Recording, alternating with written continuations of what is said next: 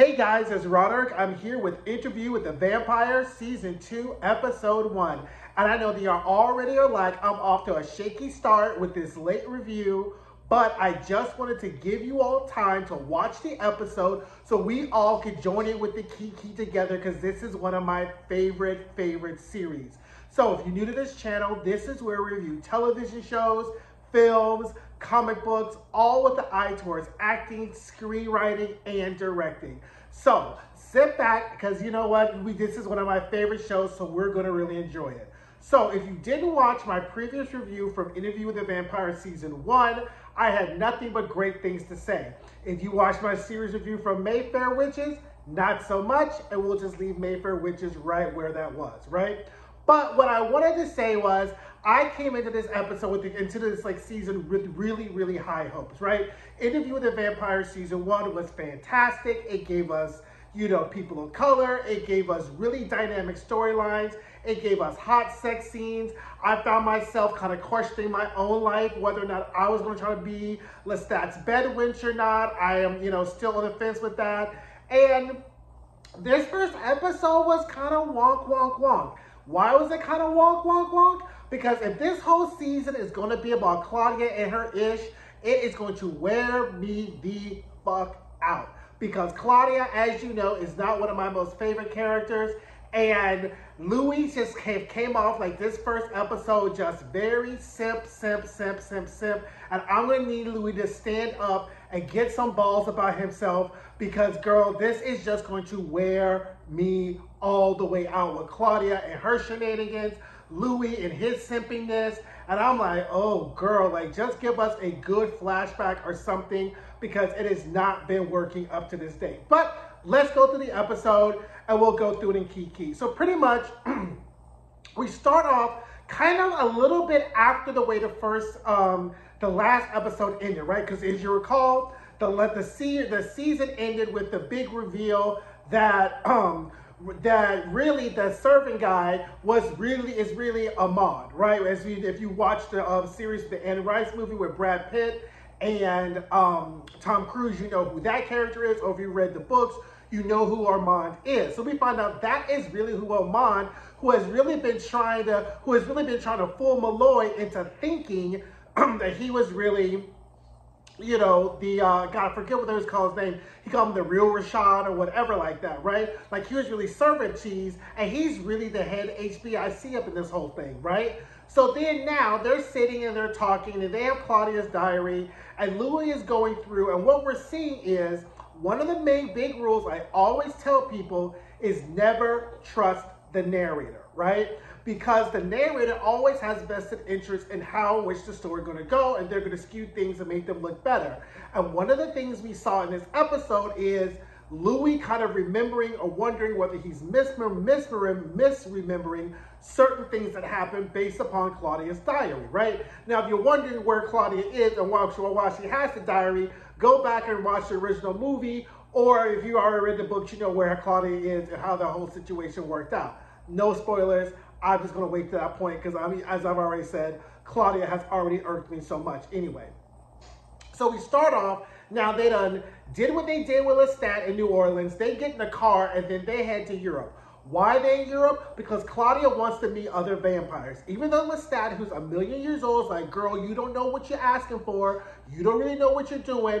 Other vampires aren't that friendly. They decide that they're going to go to Europe and they're going to go and meet other vampires. Well, guess what's happening in Europe? World War II, right? So they're downstairs under the earth. They're like in the earth, hunkering and bunkering, drinking off of dead soldiers, whatever. And Louis is really letting Claudia take the reins and lead her on this goose egg, Easter egg hunt, looking for real vampires, right? And part of the thing is that Louis feels bad because of the fact that Claudia wanted to burn Lestat in New Orleans, and he left him in a garbage pile, which Malloy told us last season, you did that because you didn't really want to kill Lestat, and you know Lestat's really alive. But whatever, anyway, right? So they're in Eastern Europe. They're like going through, they're in Hungary, and like Claudia is like picking up languages. She's going through, they find this crypt. She thinks it's a vampire. It's not really a vampire, it's a person. So they're like just really going through Eastern Europe, trying to duck and dodge Nazis and Soviet, Soviet soldiers as they end up doing it, right? Anyway, meanwhile, as this whole recollection transcription is going on, Armand is now sitting there like, first lady of the service, pastor's wife, giving like how all of his little like quips and quips and his little thoughts, and Malloy's like, disregard, disregard, disregard, because you can't be on the record messing up my record of this interview, right? So we already see that there's some tension between Malloy and Armand because Malloy sees Armand for what he is, right? Like, why else would you sit there and pretend to be a servant for this entire like thing if you weren't trying to pull strings from behind? But Malloy also recognizes that he can't really like come out the side of his neck too hard with Armand because these are some really old vampires and that little blood soup they eating may not satiate them, and so he don't want to be their next human lamb chop up on that dinner or whatever. So I understand why Malloy had kept his mouth shut, but we kind of see this. Now let's also dip in this. Like, does anybody else feel like the tension between, like the chemistry between Louis and Armand just isn't really hitting like it needs to be hitting? Like, I don't know whether, like, again, this is like my bedwenching tendencies for Lestat coming out, but I'm just not getting that same, like, that I used to get with Louis and Lestat, right? Like, I'm just not getting it. Like, it just, Armand just comes off very unique to me, and I don't know what it is. I don't know. Like, they just don't have that same spark. They don't have that same fire. Even, like, later on when they're laying in a bed, it just seemed very, like, brother, brother, brother. Like, when Lestat and Louis got in the coffin, you knew it was going to be on and popping, right? Like, nails are going to be moving, lids are going to be flopping, things are going to be happening all up in the coffin. I just don't get that same energy with Armand, right? Anyway. So Armand is giving us First Lady of the Church tease, right? So then they go through, and so finally they end up in Hungary, and they're in this village, and then they're seeing that there are garlics on the post. They're like crucifixes up all over the place, and Claudia's like, oh my God, there's a vampire here, there's a vampire here. The soldiers stop them. They're like, your papers are bad. Now, their whole cover is that Louis has a picture, which I think is his sister, actually. And he's like, oh, this is my wife. This is her mother. We're looking for her. She's a nurse. So, Soldier Fish was like, you know what? We don't know. But here comes this nice Hungarian woman. She's like, they're going to be in trouble. Come bring them in. He's like, look, if you give us a place to sleep, we got some vodka, right? Perfect. She takes them in. All these people are in shelter. They're damaged from the war. There's this British like reporter guy there. He's like high-key flirting with the Hungarian woman. She's like, here's some soup for some cigarettes, whatever, right? So then this is a part where Louis starts to misremember or kind of remember what's kind of happening in the episode, because he does remember whether or not the woman says, because when Claudia asks what's going on, he's like, wait a minute, Claudia didn't say that. She really didn't remember that. So we get to see that there may be some schisms in what is actually happening based upon Louis' memory, right? Anyway, Louis like, look, Claudia, let the grown folks talk. Why don't you go hang out with the kids? She catches a high-key attitude, and he's like, girl, go talk with the kids, because the kids may tell you something more than the adults gonna tell you. Like, pick it up. So she goes stomping with her badass attitude out to go talk with the kids. And so then the a Hungarian woman, Emily, was like, there may be something out there, wolves or something worse, right? So Claudia goes out and hangs out with the kids. And she starts to see, like, they're like, ooh, you have to go and see Anna. They're singing this nursery rhyme or whatever. Let me put a pin in that and recall that what I forgot to tell you is between this point and Hungary, Louis has seen a whole ass, like, illusion of Lestat, right? And Lestat is talking to him. He's like, is she worth it? He's like, yes. And pretty much Lestat, the vision of Lestat is saying, like, you know that when I get up and out of here, I'm going to kill you, right? So he's like, well, if I knew if you were alive, you would do it now. He's like, no, boo, I'm going to wait until you get good, right, and happy, and then I'm going to kill you. So so again, part of this illusion may be like Lestat's in his blood. He knows Lestat's for his works. I again say the whole Lestat plan was a horrible plan in and of itself. Louis should have shipped Claudia off. Now, in light of recent current events involving DV, I can't really come out and say that Louis should have stayed with us that. Maybe they could have gone like vampire counseling or something like that. But I just wouldn't have let Claudia be the reason I'd be like buried and kill my lover forever, forever. That's just what I'm saying. Anyway, back to Hungary. She goes through the forest. She goes through the hole. There's soldiers out there, you know, whatever, ringing some bell, looking for something. Child, it's some gruesome, dirty old vampire. And Claudia's thirsty, dumb ass starts talking to him in telepathy, and it comes over and pops her in her face, and she falls over. And I was like, girl, how did you think that this was going to be a something? So then she comes back, right? So then she goes back to the camp, right? Or wherever they're actually in a factory. They're in a factory because they have to sleep by the boiler.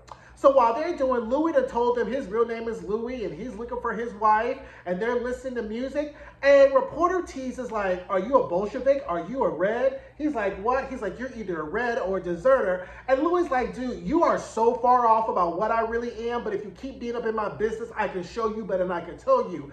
And I was like, why don't you mind your white ass, British ass business? He ain't bothering nobody. So Louis like, look, I'm just a magical music loving Negro and I'm going to dance and do whatever I do, right?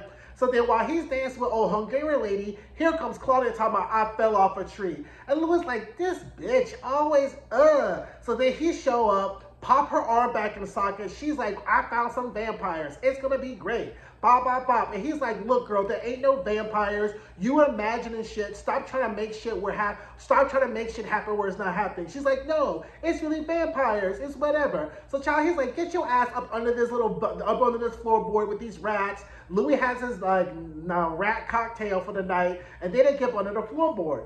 So part of the whole thing is that Claudia is saying that she can't dream no more, and she's not dreaming, and he's not dreaming, which I get the whole concept of if you're dead, whether or not you're dreaming. I just found it to be, at this point, I just have no sympathy for either one of them because they put themselves in this whole bullshit-ass situation. So Claudia's under the floorboard, dreaming, and then he's like, what was she dreaming when your life's a nightmare? And he starts to cry blood while he's talking to Malloy. And me and Malloy looking at him like, the fuck you crying for? You killed your maker. Like, there were so many other options you could have taken in this world besides killing Lestat, but now you sitting here 70 years later crying about some shit? Fuck out of here. Like, I don't know. I just did not. I appreciated the acting by the actor. I thought it was a fantastically written scene. I thought it was a fantastically acted scene. Just personally, in the way in which my life moved, he got no sympathy for me. I was like, you can keep them bloody tears. Whatever. So anyway, they wake up because there's a whole ruckus going on in the factory. Come to find out, child, Emily done fucked around and got bit by a vampire. So now Claudia's like, see, I told you. I was like, girl, here we go again or whatever. So now they got to go out in the woods looking for this new vampire.